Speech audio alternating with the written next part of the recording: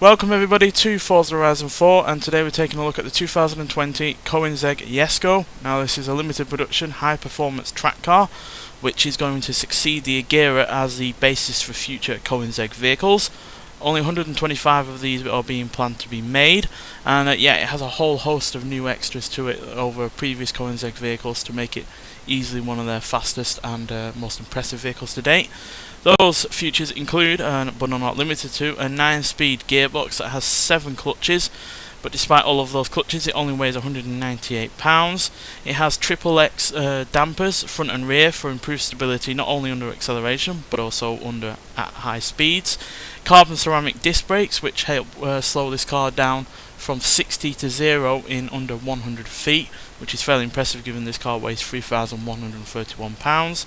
Also has a carbon fibre front splitter, a boomerang shaped rear wing along with a rear diffuser, which all combine to help produce between 1,764 pounds and 3,086 pounds from 155 mph up to its top speed of downforce, which is a huge amount, which obviously is going to mean that this car needs a lot of power to make it go to its top speed and be a quick car, which it thankfully has due to its 5 litre twin turbocharged V8 engine producing 1,280 horsepower and 883 pounds-feet of torque, which is not the most powerful car that Koenigsegg has made, but certainly well up there with the best of cars in its class, and certainly one of their most powerful cars in general.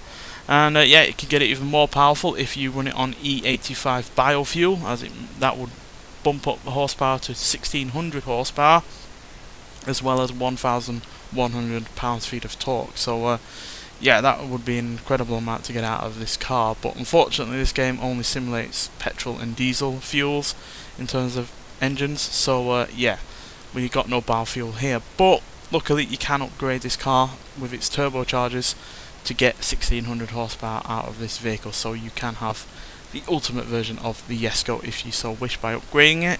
But even so, even in its standard version, even with the least powerful output from using only gasoline, it's still an incredibly powerful car, and impressive in so many ways. It's still got its dihedral doors, as you can see, but they've made them come out a bit wider and give more ground clearance when open, so you don't hit them on any curbs.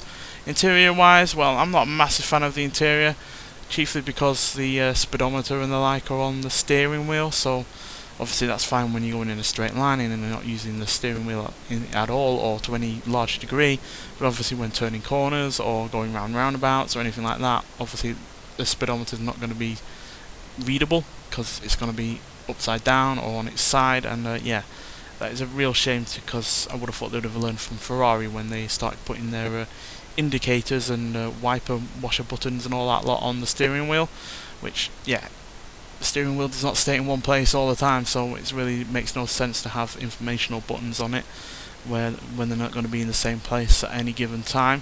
But the rest of the car is generally okay, but it is made for lightweightedness, so obviously it's not the lightest car Koenigsegg have made, but they've made every aspect as light as possible, that outside of giving any creature comforts. I mean, even the seats are fully carbon fibre, hollow carbon fibre as well.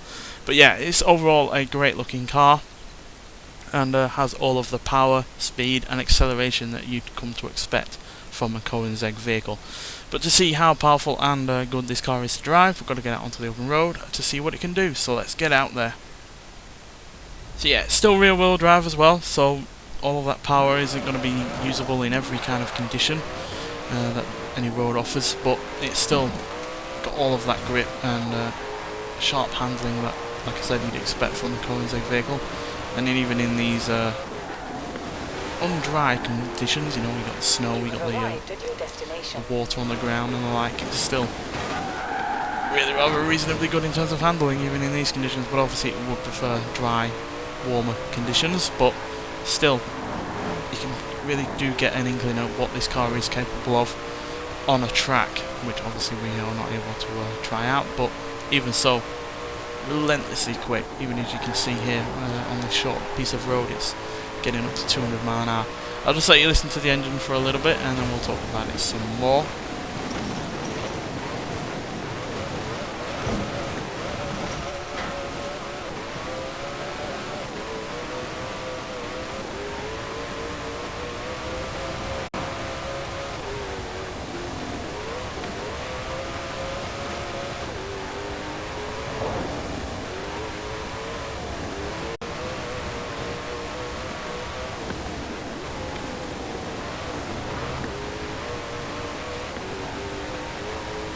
So yeah, as you can see, it does struggle with the ice and snow, which is not exactly unsurprising, given, you know, it's a rear-wheel drive 1200 horsepower car.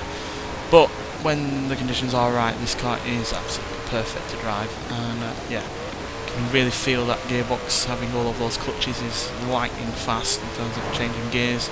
Really doesn't give any drop in power, and yeah, because it has all that power and torque, it's also extremely quick in terms of acceleration. 0 to 60 in 2.785 seconds, 0 to 104.6 seconds, and it goes to a top speed of 274 miles an hour. And this isn't even the fastest version. I have no idea how quick this 1600 horsepower version with that biofuel is going to be, but I imagine you'd be nudging 300. And there is even a high-speed variant of this car called the Jesko Absolute, which ditches the you know, the downforce elements of this car. So it's going from, you know, thousands of pounds worth of downforce to only a few hundred, which again would make the top speed on this far higher. So yeah, be interesting to see if we can ever get that version of the car as well, because yeah, it's a more drag coefficient vehicle.